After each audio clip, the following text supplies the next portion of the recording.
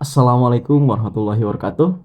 Saya Adi Mustaqim dari kelas BKI A dengan NIM 221340002 akan menjelaskan learning journal pertemuan kedua dalam mata kuliah Teknik Produksi Film. Dalam pertemuan kedua ini, Pak Adi Kusuma menjelaskan tentang apa itu film. Nah, film adalah melukis gerak dengan cahaya. Itu singkatnya. Namun, secara harfiah, film berasal dari tiga suku kata. Sinema yang artinya bergerak, to atau pitos artinya cahaya, dan grafi artinya tulisan gambar. Jadi, dapat dikatakan bahwa film adalah melukis gerak dengan cahaya. Nah, film juga bisa masuk ke dalam karya seni.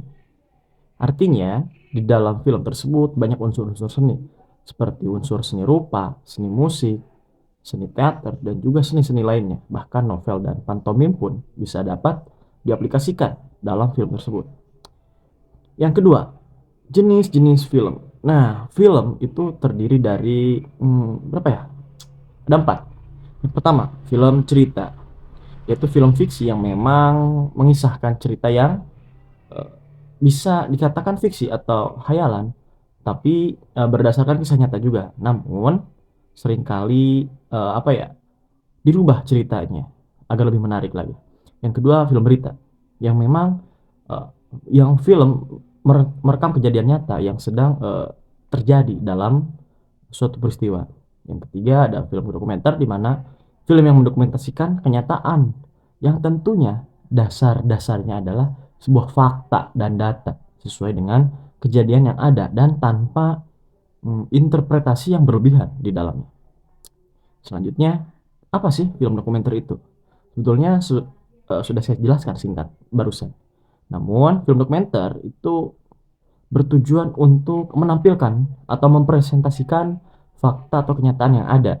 Berbeda dengan film berita, film dokumenter seringkali melibatkan interpretasi yang memang kreatif dari pembuatnya, tetapi berpegang pada kebenaran.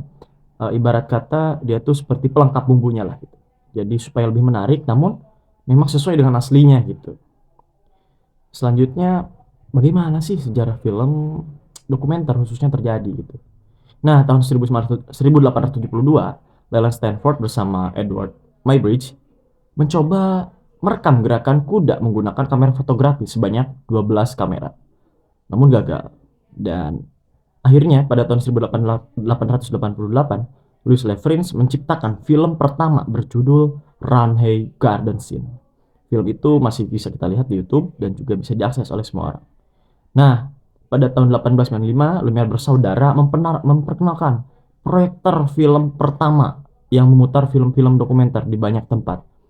Jadi seperti bioskop keliling, dan itu adalah film dokumenter yang bisa dikatakan sebagai film yang menjadi komersial pertama di dunia. Nah, dalam film dokumenter tentunya ada genre yang memiliki ciri khas dari setiap genre tersebut. Yang pertama, dokudrama.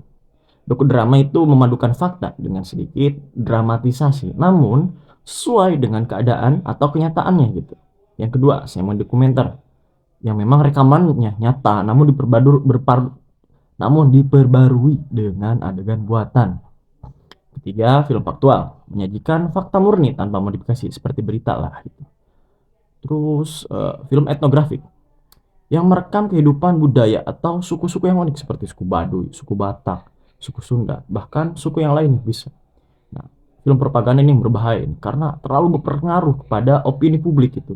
Ada yang positif ataupun negatif itu. Yang terakhir adalah cinema freak yang merekam kejadian secara spontan, gitu, tanpa naskah maksudnya.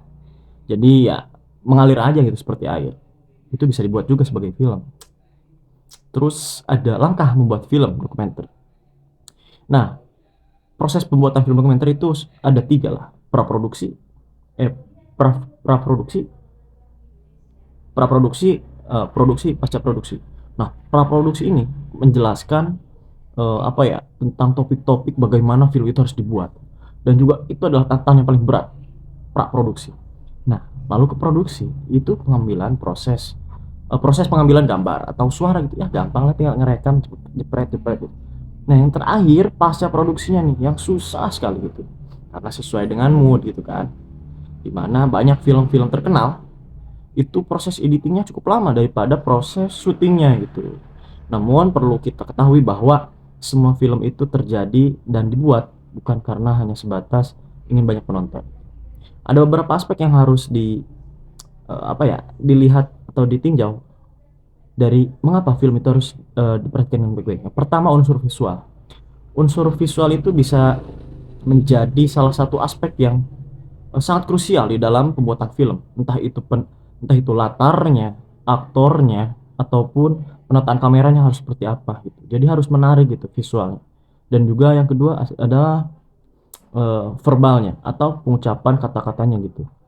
Seperti percakapannya itu harus baik dan juga harus mengena gitu terhadap audiens yang melihatnya gitu.